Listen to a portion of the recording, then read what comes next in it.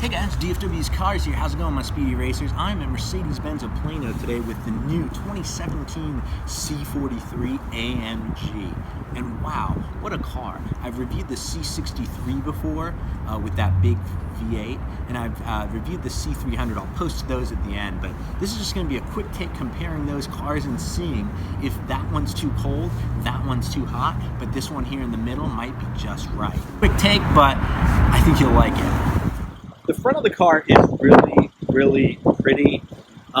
It definitely has, from the AMG Sport package, that you can tell it's lowered. So it's a really nice looking car. Let's wrap around the side here. The wheels are AMG wheels, but they're kind of the same one as on the E300 with the Sport package I reviewed. At least the brake calipers do say AMG on it. And then as you can see here, it says bi-turbo with the 4MATIC system. So a very nice looking car overall. It definitely looks more of a sleeper than the C63, where just by looking at it you can tell, hey, this is a special car. Checking it out from the back, it does have an optional spoiler there, not carbon fiber like on the C63, but there's a price difference here which we'll discuss as well. But from the back, if it didn't have the AMG logo, it pretty much just looks a lot like a C300 with a Sport package. The biggest difference you're paying for, I will show you now, is that engine. All right, let's check that engine out.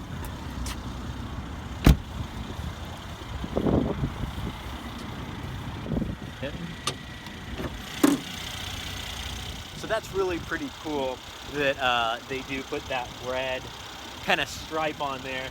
Surprised it didn't actually say AMG somewhere on there, because this car is different than the C450 because AMG did do some minor tweaks on this.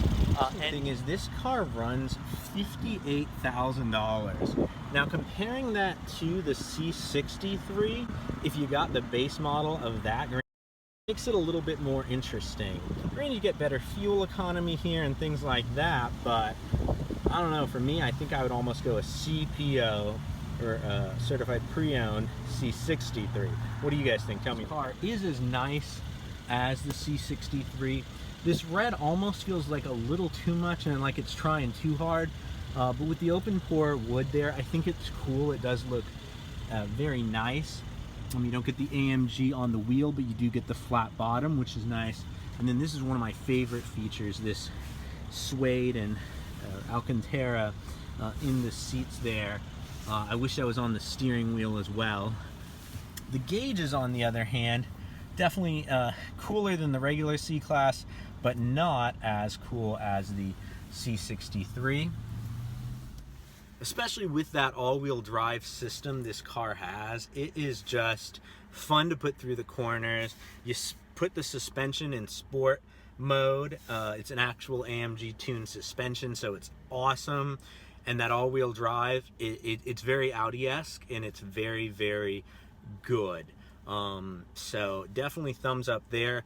To take around back roads, to take around even a track, in some ways this might be more fun than the C63, only because you do lose the power, you do lose a lot of the speed, but you do have the advantage of having lighter car. It's quite a bit lighter in the front because of the V6 versus the V8. Improvement there. I do enjoy driving this. I keep it in Sport Plus, and it's a lot more engaging than even a C300 with an AMG Sport package, which is that lowered suspension and a little bit tighter tuning. This one's just way better. Alright guys, so let's stick it in Sport Plus, my speedy racers, and see how it goes. It is shockingly quick. Yeah, that's impressive. Oh, I hope you guys can hear that. I definitely would get, I believe there's a sport exhaust option on here, or I've heard some exhausts for the C300 even that give it that AMG growl and bubble. So if you could get that exhaust on this car, I definitely think it would, you know, help the power a little. Plus, you could probably do a tune on here as well. Let's take it through a corner and see how it does.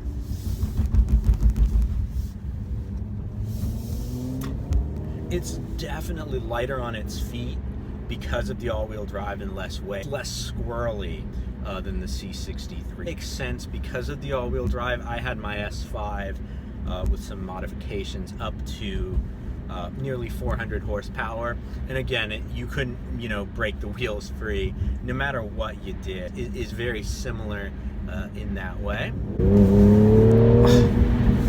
Wow. In conclusion, great in the curves. One of the better Mercedes out there right now.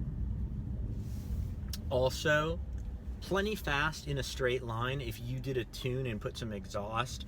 If you just thought, you know, just 360, 370 horsepower is just not enough, you know, you could get this car pushing over 400 very easily with a stage 1 tune, which you could, you know, take off if you were worried about voiding your warranty or anything like that. Stage 1 tunes don't put much pressure on the engine. Almost would try to save the 10 grand and get this just because it, in a weird way, and I know I'm gonna probably get some crap for this,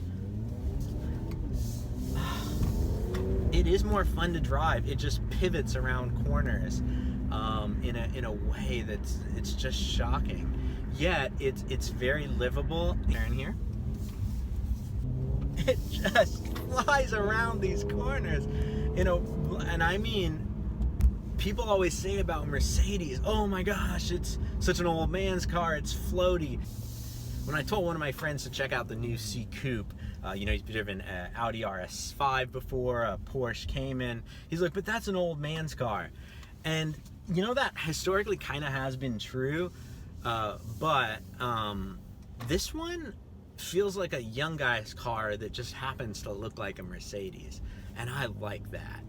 All right, so yeah, I definitely recommend this car. It's surprisingly good. It's better than the C300, and it's just that much short. It's like the diet version of the C63. So until next time, my speedy racers, drive on.